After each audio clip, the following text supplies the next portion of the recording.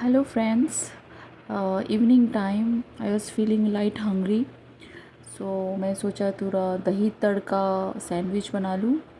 इसके लिए मैंने थोड़ा सा दही लिया, उसमें मैंने कोरिएंडर एंड ग्रीन चिली है, थोड़ा सा सॉल्ट डाला है। और उसके बाद मैंने चिली फ्लेक्स, थोड़ा paprika and black pepper mix किया है।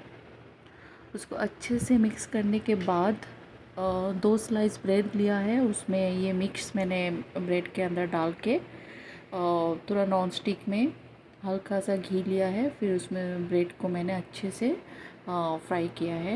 ये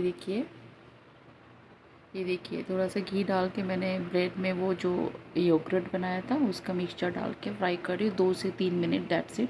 जब तक वो थोड़ा कड़क ना हो जाए, दैट्स इट।